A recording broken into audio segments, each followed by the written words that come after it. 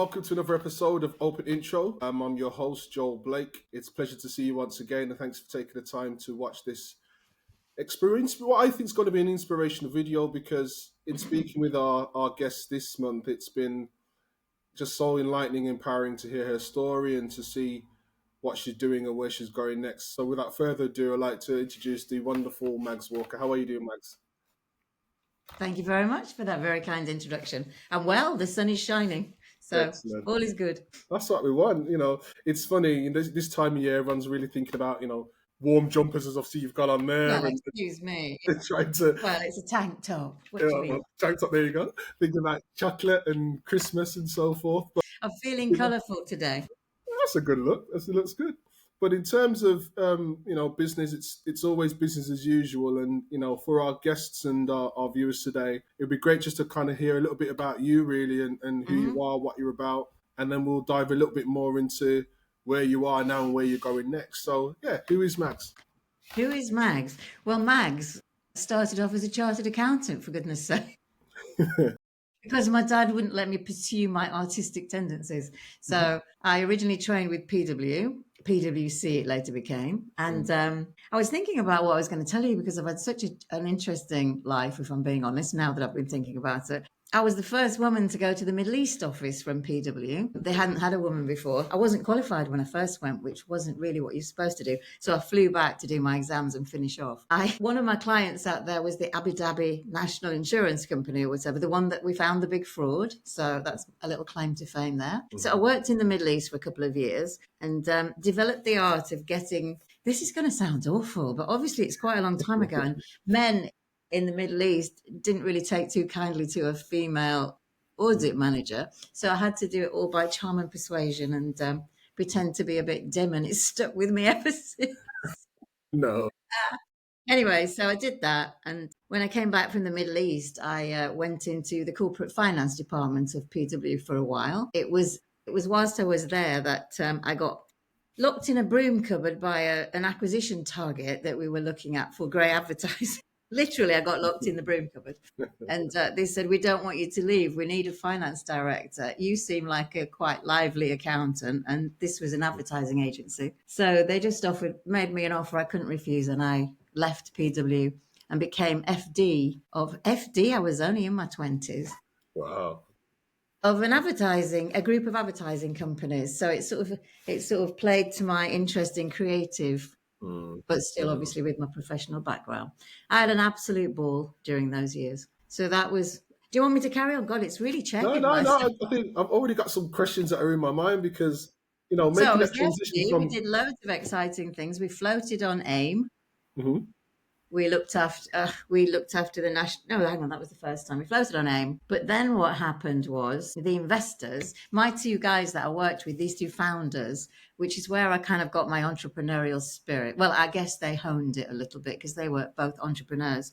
They were very young. We were all very young. And eventually the investors decided we needed some steadier hands to run the business. So my two guys were basically ousted. They kept me because I had a blue chip back, tick, and they kept me. But then these guys came in and they were quite old, as I recall. They felt it at the time, probably younger than me now. But they came in and it was all very serious. And I decided at that point, after a while of working with them, that it just didn't feel the same anymore. And so we agreed that I wanted to go, and I got a payment, which was the first time I started my own business. So that's what happened. Okay, so that's quite interesting. From that. That jump from corporate life into working in an entrepreneurial environment, then to starting your own business. How did you find that kind of mindset and that transition? Well, to be absolutely frank, I really enjoyed it. And when they said that I wasn't like a normal accountant, I don't know if this is going to sound right or not, but in PW, we had this gang of us called Compost Corner, because basically in those days, back in my day, they were all very posh, everybody that worked at PW, and you'd all been to Oxford or Cambridge or these places, but they had quite a lot of entrepreneurial clients. Okay. And so they wanted a group of people that could speak normal. Does that make sense? just talk normally. And I was part of Compost Corner, and I think that's where I got my first love of business. Like we used to meet all these different entrepreneurs whilst we were doing the audit, and I just thought, oh, this is amazing. I mean, I did poultry products, Webb's poultry products, all sorts of different businesses, and I loved it. I'm still actually in touch with the fellow members of Compost Corner from our PW Oh days. wow, In fact, we're fantastic! going out for dinner in December. We meet up every year.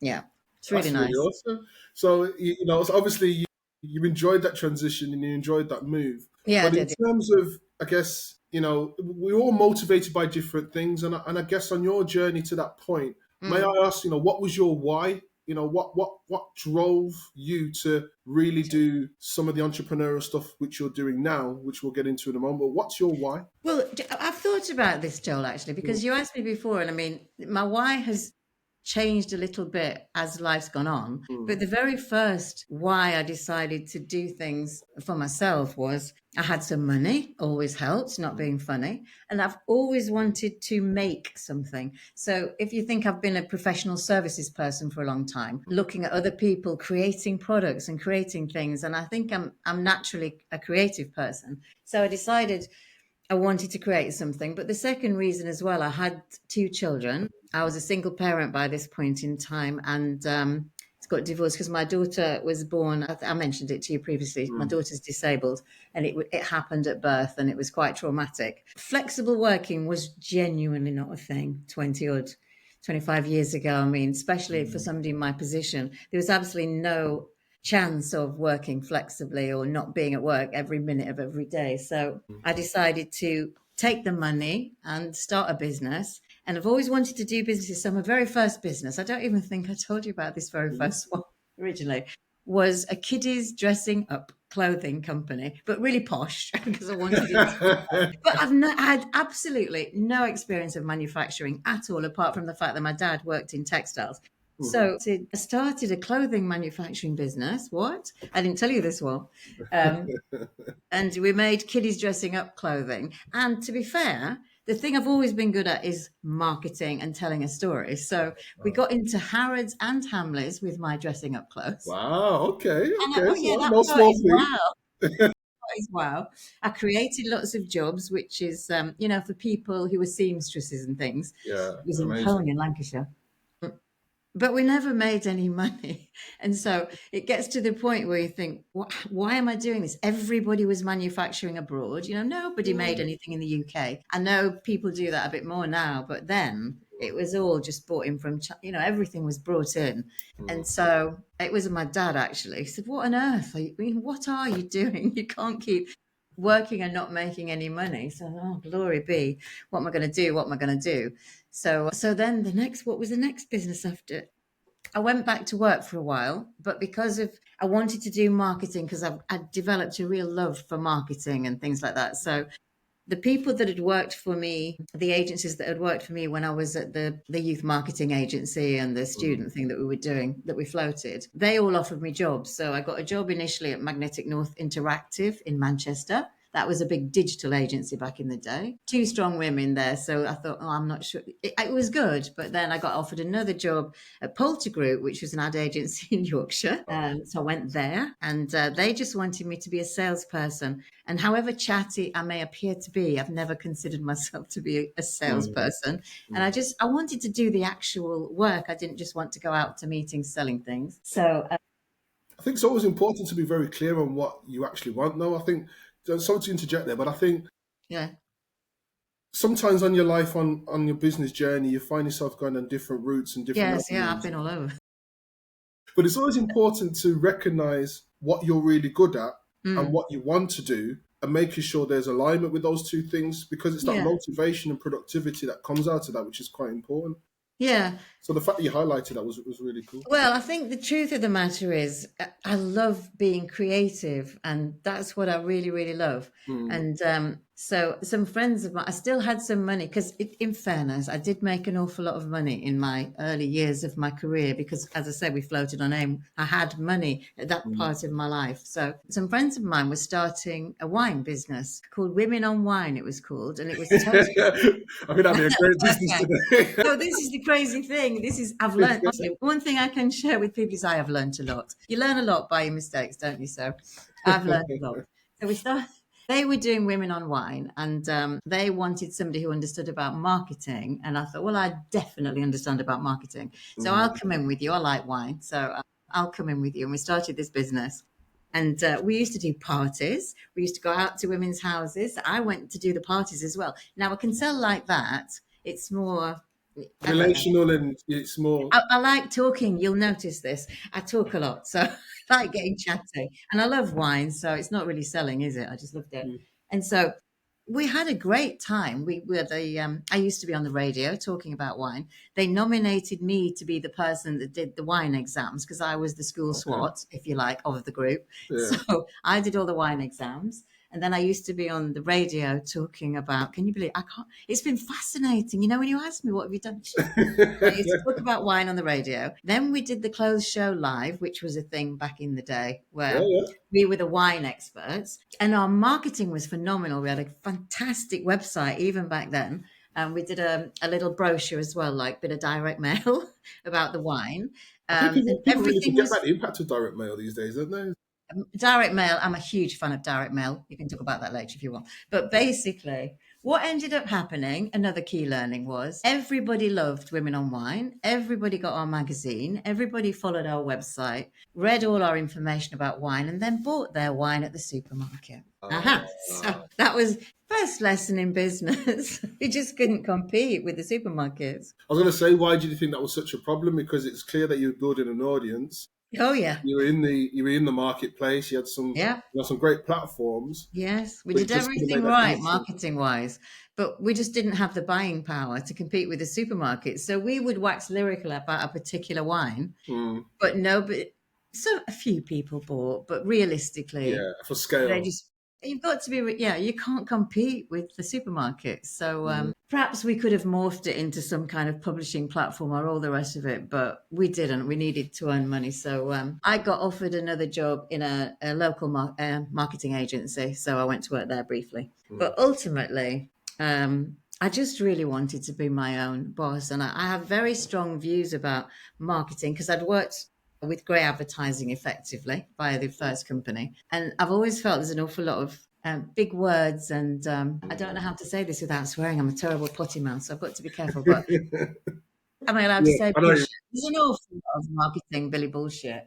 And I'm very straight talking. So I thought, you know what? I want to start my own agency where I won't talk nonsense. I'll just talk, what actually works. So that's what happened in the end. And I started, gosh, it's nearly 18 or so years ago when I started The Fable, which is my marketing business. But you know that I've got two businesses, classic me. I'm just easily bored.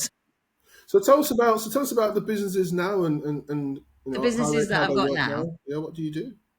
So I started originally with Fable, which was a marketing agency, and that was lovely, and it still is lovely, and I love it. But I've got this thing in me that I want to make something. I want my own product, and so it's been quite good because I started, and that one actually started. So I mentioned my daughter earlier, didn't I? So Katie had gone off to college, and when she finished college, I didn't want her to be, there was nowhere really for her to go. There's no facilities where you can go and meet people. And I didn't want her to be isolated. So I just wanted her to have something to do. So I asked her what she fancied doing. And she'd worked in a shop while she was at college. So she wanted a shop. So I bought a shop in Barnoldswick, as you do. Which is our hometown. And she wanted to sell things for children. So we created a creative emporium for kids. And she was allowed to come up with the name, which was Tiltot's Perfectly Mad Emporium. Tiltots was our dog at the time. Oh, And wow. Katie wanted to call it after Tiltots. So in my true salesy fashion, I managed to get a Lego account, which was incredible because this is Barnoldswick we're talking about. It's nowhere big and fancy. So we did this kiddie toy shop. And one of the things Katie wanted to do was make bits of jewellery and everything. So again, classic me. I thought, okay, I knew a lady that had worked at Tata Divine, which is a acrylic jewellery maker. And she said, oh, well, they use a laser cutter. I said, oh, I'll buy a laser cutter then. So I bought a laser cutter. I did a few drawings and we made a few charms and we started making charm bracelets for kids. The toy shop never made any money. And I noticed that the parents, there was another shop further down the road which sold gifts and jewellery for adults and everything. And they used to come up to Tiltots, give their kids 50p. Thank you very much. That's not to keep keep Yeah. me going. Yeah. So they'd buy a rubber or something, spend 3 hours in Tiltots looking at all the nice things, and then toodle off. So I thought, no, I need to do something for adults then. And I'm absolutely obsessed with jewelry, by the way. Even at PW, I used to be famous for these huge earrings that I used to wear all the time. So I was a bit different as an accountant. So I decided to do a jewelry business instead for adults. And do you want to know that story as well? That's quite interesting what happened to me. Yeah. Yeah. That's You more. can cut me off at any time because I do talk too No, much. no, no. I'm interested because I think there's a nice pattern of your journey here, which is emerging. So Which yeah, is I want to what? hear more. Barking mad. Yeah, it's not been dull. I decided that I was going to make adult jewelry because I'm obsessed with fashion, clothes, and all the rest of it. Then, because I didn't know much about it or what, anything, I thought I've always gone down to Vogue Festival, the fashion thing. I decided I'd noticed that the jewelry editor was going to be at the Vogue Fest. And I thought, oh, I could pick her brains. You're allowed to, you had these things where you could go and listen to people and talk to Yeah. them. So I thought, I'll go down. I'll take my son Jack because he's really cool and handsome, and so I don't look too biddified, and we'll look like fashionistas. I don't know where he was working at the time. He might have been at Net-a-Porter. But so we went to Vogue Fest. I was wearing a piece of jewelry that we'd made in the shop. And in true Magsy fashion, we looked at all the where we needed to go to talk to the jewelry editor, and everybody had all these cues to speak to these posh people, but there were two what I considered to be young girls with nobody waiting to speak to them. So I thought, oh, Jack, we have to go in their queue. It's awful. We'll go in queue to speak to them, and we'll worry about speaking to the jewelry person later, because I felt sorry for them. So we went to speak to these two ladies, and whilst I was talking to them, they kept looking at my jewelry, and they said, where have you got that from? And I said, oh, why do you like? And blah, blah. They basically said, that's fabulous. You should introduce yourself to Lucinda Chambers, who at the time was the fashion editor of Vogue. Okay. Yeah.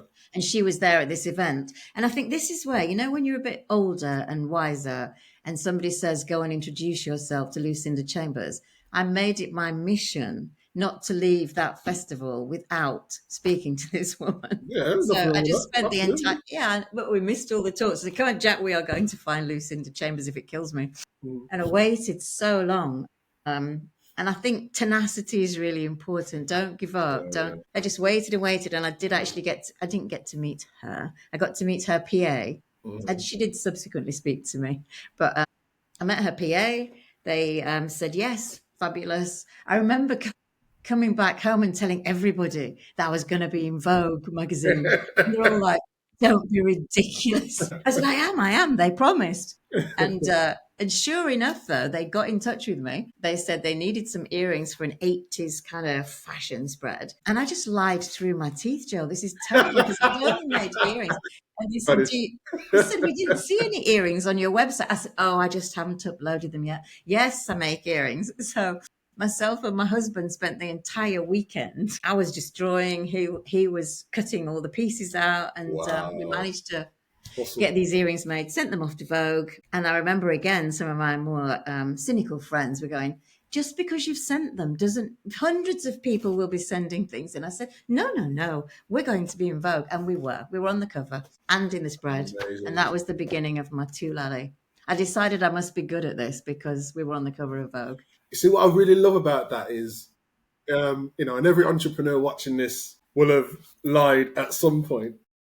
It's not But lying. It's just being the economic. hustle, it's the hustle, right? It's a But bit of sparkle. but I think, you don't know when these opportunities are going to come. No. And I'm not, we're not condoning being immoral about things when opportunities do come. But it's about making sure you can maximize the opportunity the best way possible, because that always opens doors to other things. And as you quite rightly said, having to work that weekend to deliver on that promise, if you didn't deliver on that, that probably would have not opened up the doors to what you're doing now. So in terms of Too Lally, what is Too Lally and what is happening with that, and where is it going next? Because I think there's an amazing journey that's opening up, and it's interesting to see where that started from. And I didn't know it started from there. No, I suppose It'd I just be haven't interesting told to you. share, what is Too Lally and what's happening next with Too Lally? So, well, what happened next after that? it convinced me. I mean, as I say, I did this business for my daughter. The Mm, original, you always ask this why. It was to mm, make sure that my daughter had somewhere to work. And then ultimately, not just my daughter, but people in Barnoldswick, where there was somewhere where people who are interested in making things with their hands and craft could have a job. yeah. So that was originally it. But obviously, I want to be rich and famous. So, especially in the I fashion love and your jewelry. honesty. So what happened next? After we appeared in Vogue, I thought, right, I'm obviously pretty damn good at this. So I need to go to a trade show. I need to go to a trade show. Mm, What shall we do? Find the best trade show. Very keen on asking for people's help. I've got no shame whatsoever in saying I don't know how to do something. mm, And I'm quite tenacious as well. So I will try to find somebody I know who can help me or tell me what to do. And people are so helpful if you ask. So I went to a trade show. I remember I was on holiday when the trade show was going to be on, but I thought, never mind that. I'll fly back. We'll do the trade show and then we'll go back. And I see it as I got lucky, because I do think elements of luck do creep in yeah, and everything. And what 100%. happened was, because I had the marketing agency too, in fairness, because marketing Mm, is hugely important, my guys designed a stand for me in the marketing agency. So I had a fabulous stand at this trade show and made all the jewelry, went down, and we were spotted by John Lewis. I got lucky really, really quickly. mm, And we were quite unusual as well at the time. I think we were quite early to the party in terms of bold, colourful, yeah. and we worked in acrylics and very lightweight. So my memories of jewelry from the past are, dragging your earrings down, horrible. But ours are really like, I'm not meaning, I sound like an advert for Too Lally now. I don't mean to do that. So, But so it makes sense. we had the amazing stand, and John Lewis happened to walk past, and I was very lucky, very, very quickly. So they got in touch and said they'd quite like to do a trial with us because we were also all handmade and British made and everything. That was Mm, important to them at the mm, time. So we did a trial in 7 stores with them, and they rolled us out to all 40 stores, and it all happened very quickly. yeah, I was gonna And say.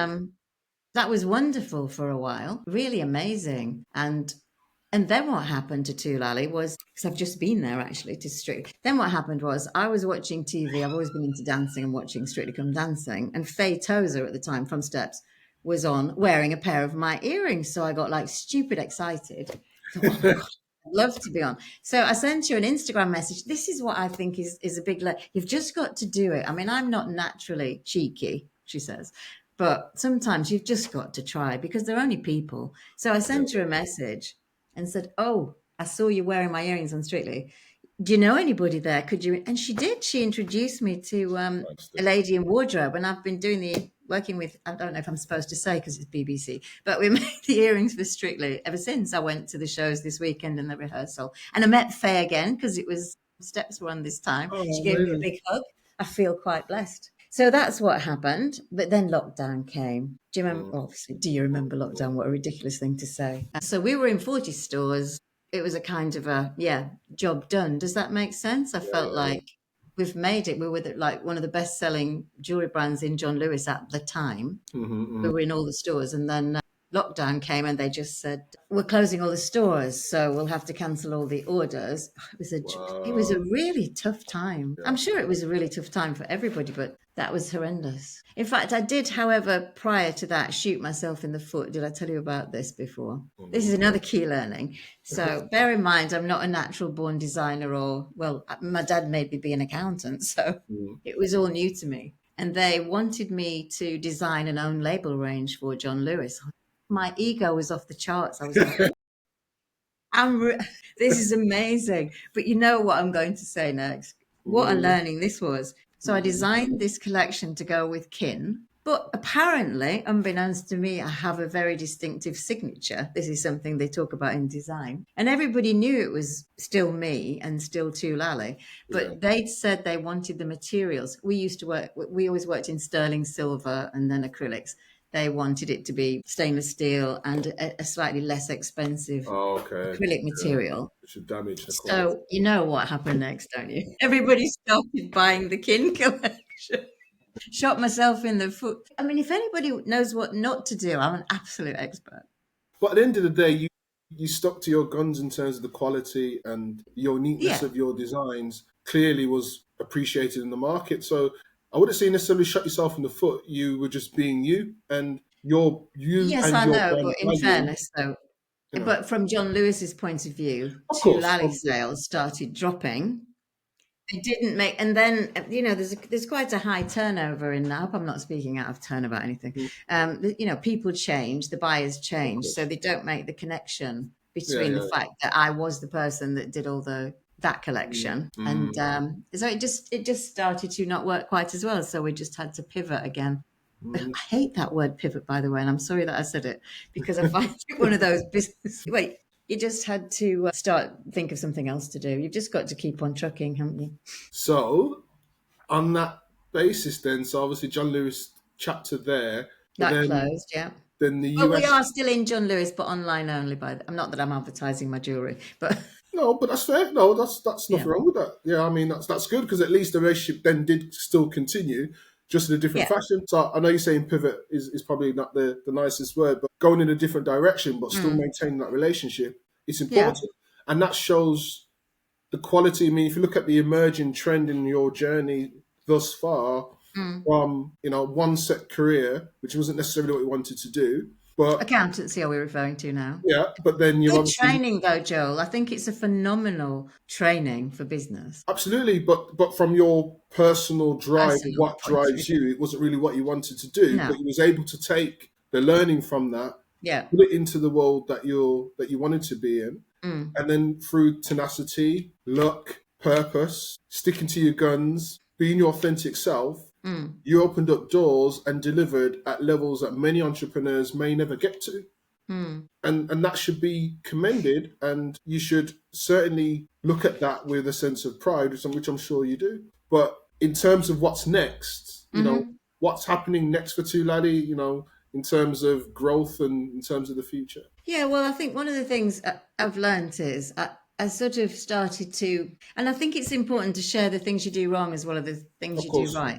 So I think when you have like a winning formula, you can get a bit bored. Well, if you're a creative, you start to get a bit, oh, I've done that. Tick. Yeah, I want to Mm, do something else now. So I moved into fine jewelry, which I personally really like. And that's a very different business. And I think I started to get my messages confused. It's a classic mistake that people in businesses make about their marketing. They get bored of their own marketing and their own message. So they mm, decide they're going to introduce a new one and a new campaign, when mm, actually that's just crazy because most people probably won't have even seen their message or their marketing, but it's just the internal marketing team or the boss that's bored.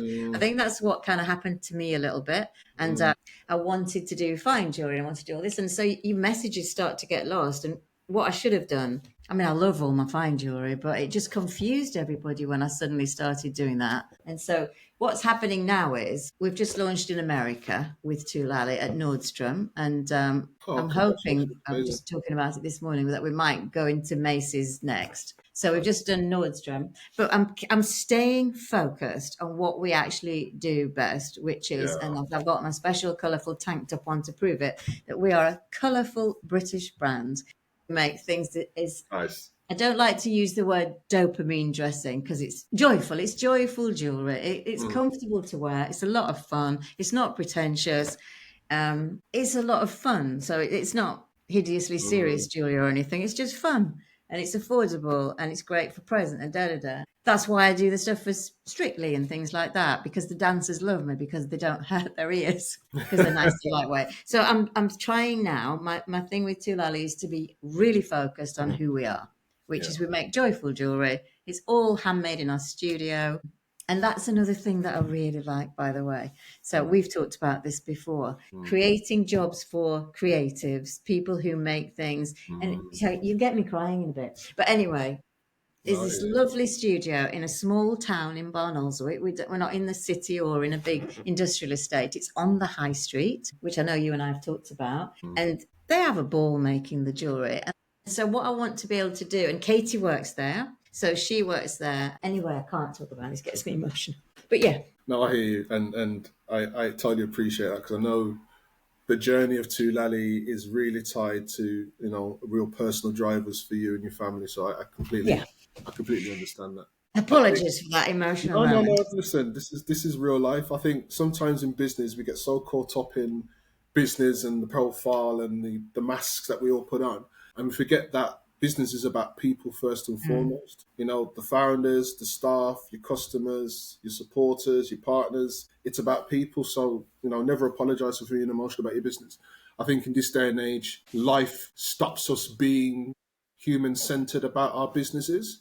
You know, particularly in the age of AI, where it's almost like everything has to be technological and digital. Everything has to be person first. Technology and other means are about enabling people to be the best that they can be more productive, be Yeah. more empowering, etc. But the reality is that it's a people first. So never apologize for being emotional about that. And I think the journey where Too Lally is going is one that I think, you know, our viewers should keep an eye on, because I think what you're doing and what you're building is bigger than just business. And the fact that you've taken on your journey, you've taken your authenticity on this very eclectic journey, but you've taken it on a journey which I'm is an all, expert in many things now, though. but you remain true to your roots in every sense of the word. You know, physically, you know, family wise, personal wise, brand wise. You've refused to let things slip, and when you have done, you've recollaborated back. I think that's the important thing. Learn from your mistakes. And also, I think it's really important if you've gone down the wrong path and you start to realize it, don't just keep plodding on regardless. Stop, Mm, turn back or whatever. And I think that's a big thing that just go back to what worked, to that point when everything was working. And that's what we've done. And I mm, think that's the message I say to my clients in the Fable as well. They just get bored so easily and forget that they are seeing it every day, but the people they're trying to win over aren't. And it's yeah, yeah. really important to try and ignore those feelings of boredom and constantly Mm. wanting to change something that's working. It's really been interesting to regroup with Too Lally and pull it back to a colourful British brand instead of, I don't know, I think I got too big for my boots. I got no, but I got shortlisted for Jewellery Designer of the Year, and I think my ego just got the better of me. And I felt like saying, "I told you, Dad. I told you you should have let me be." I'm not even getting into that. No, let's not get into that. But I But think you yeah, highlight a good point again, though, Mads. That, you know, humility and vulnerability go hand in hand. I think mm, sometimes when we think about vulnerability in particular, and I think I've said this on other interviews, where we often see vulnerability as a negative because it mm, puts us in this space where we feel uncomfortable, we don't know which way to turn. All the titles, the authority, the awards, the roles, it all goes to one side because you're in this zone of, mm, as a human being, you're feeling absolutely out of depth. yeah, But the beauty about being vulnerable is that it enables you to focus, even if you don't want to. mm, And in order to move ahead from that vulnerability, you can either go 10 steps back to where comfortability was, and you don't want to go there, you don't like it, but because you've been there and you've got through it, you kind of think it will give you some kind of sense of recollaboration. Or you mm, can take half a step forward into the unknown. What we often find is that the half a step forward is more scary than the 10 steps back, because at least you know the 10 steps. mm, What we also forget, though, is that you've got 10 steps worth of experience to inform that half a step forward. mm-hmm, And that's why vulnerability is such a strength, not a negative, because it makes you realize just who you are, what you're about, why you are, who you are, what you're good at, and take all of that, mix it up, and use that to step forward. And then when you mm, do that, you can then take another half a step, and then you take 100 steps, and then you go 1,000 steps, and you're in a whole different place. And so being vulnerable is a great thing. For many entrepreneurs and founders, though, and I've done this myself, mm, you put on this mask on, I'm all right, I'm not vulnerable, I'm mm, okay. And then something good happens and it's like, yeah, vulnerability was last week. I always encourage my peers to seek the vulnerability, but don't be falsely modest about who you are either, because you didn't get to where you got to because you were being modest. You got to where you mm. got to because of who you are, and that Cheeky. is you. Forget the journey and whatever, but that's you. So when you feel vulnerable, remember who you are, you know, and that's what you've Mm, done, because you've remembered what Too Lally is about. You've remembered why it's so important. You've remembered what it really means. mm, And I'm sure that's partly why your partners in the US have identified with you, because they see that it comes through. So never mm. change. You know, why should you change? You can't be somebody else. So be yourself. Yeah, yeah, I Because, suppose. because Yeah. you're not I just, convinced. I do. We'll see. We'll watch this space. We'll see how it goes. It's early days yet. Of It's course, not an of course. easy business. Honestly, the jewelry is not, fashion and jewelry is not an easy place to operate in. I hear that. I hear that. Yeah. But I'm It's sure there very are. competitive. And people copy you all the time. I mean, I never told you that story, but I ended up in a huge battle with Tissot watches over the letter T, for goodness sake. I represented myself as well in the court hearing. I won because I talk a lot. I must tell you, I know we're going off tangent slightly, but I'll just tell you this really funny story from the judge or whatever it was in this court. So Tissot had this bank of lawyers, and then there's me and a friend of mine who is an amazing IP lawyer who helped me to know what to say. But because they had spoken for nearly an hour, when it came to my turn, I only had a few things to say. So I said my piece, and then I thought, oh, I'll say it again. And then I must have done it about twice. And the judge said, Mrs. Kerr, the strength of your argument will not be helped by constant repetition. I heard you the first time. I know. That's it. So that is a lesson. I know what message received. I sat down. We won. Job done. That's what I mean. But you being your authentic self, and I'm sure you felt vulnerable, but you delivered, and you got what you needed. Yeah. And Yeah. so I guess, and I agree. You know, fashion and jewelry isn't It's a easiest tricky business world to to be in. work in. But at the end of the day, as long as you know who you are and what you're about, you will find a way. You will adapt. You will find your way through that because you clearly have. You know, Mm, it from your journey. It strikes me that as an entrepreneur and as a leader, more importantly, when things get tough, you find a way through because of who you are. And so that will always transfer itself into your business journey, no matter what you do. And I think mm. from what I understand and for what you said to me previously and today, the real reasons why you do what you do are more important and more powerful than the business itself. So for Yeah. that reason alone, you will always succeed and you will always win, and you will always win on behalf of those who are most important to you. So Mm. don't stop being Mags. Who Yeah. else can you be? Like, Well, nobody. or why would you want to be anybody else? I do believe in asking for help, as well. I would Of never be course, too proud to ask for help. And of I think course. everybody ought to just ask for help if you can. Yeah, I hear that. And on that, as we come to a close, I guess Is it you know, over already? yeah. But I talk unfortunately, too we could much. we could speak all day, couldn't we? Yeah, no, Uh, sorry. no, no. But I think what I really want to really capture, I guess, is if you've got a real leadership thought that you'd like to maybe share with the viewers, something that I guess as an amalgamation of your journey, you'd like to maybe share, or a thought that you have for those Mm. watching this video. Yeah, I was thinking about this, and I have more than one thought, and a big one that I've always said is the only people that fail are the ones that give up, and I think that's quite important. I also think it's massively important in business to be fair with people. That's something that's just been massively drilled into me by my parents and everything. So I really hope that whatever else I am, I'm fair. I think you should be generous when you can afford to be, but I also think, and this is where I think sometimes I'm a bit rubbish. I think you have to be strong sometimes when you know something's not working or someone's not working. I don't think you should prevaricate and worry about, you need to get on with it. And I think if I've made any mistakes, it's sometimes I've taken too long to do the thing that I knew was the right thing to do. But I get a bit attached to people and things. But you do need to, for the good of the business or yourself and your sanity, take some tough decisions sometimes, which is not easy.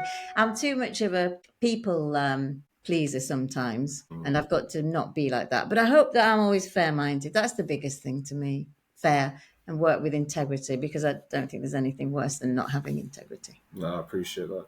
And finally, for people on Open Intro, why should they book some time with you? What will they get from spending some time with Do you know what I think they get from spending time with me? I've probably made every single mistake it's possible to make. And so I can share what I did to get out of the mess that I was in. I actually think I've got a very genuinely interesting combination of chartered accountant and total crazy creative. And I just like helping people. It's probably from my mum and dad, who are very good in the community and all these things. And my dad was the mayor and all this, and my mother was a headmistress. So I enjoy helping people and I don't mind helping people. And lots of people ring me a lot. And I just like helping people. But yeah, I've made every mistake in the book. So if it can stop somebody making one by me. Fantastic. Well, Mags, Is that fair enough? I mean, I don't want to big myself up too much. no, look, your humility shines through, but I think from my point of view, it's just been an absolute pleasure to speak with you today because I knew a little bit about the journey. There's so much more I didn't know, and you shared, but what I think is really important is the purpose behind everything that you do. That's what's always really resonated when we've spoken. And I think, for viewers of this video, I think there are so many gems you shared today. And I think what I'd really like to see is maybe you come on another podcast at a later date, and let's see how the US goes and see how the journey continues. But Well, try and shut me up, Joel. it's been absolutely a pleasure to speak with you today, and I thank you very much. And I look forward to following the journey, see how we go from there. Yeah, fingers crossed for America.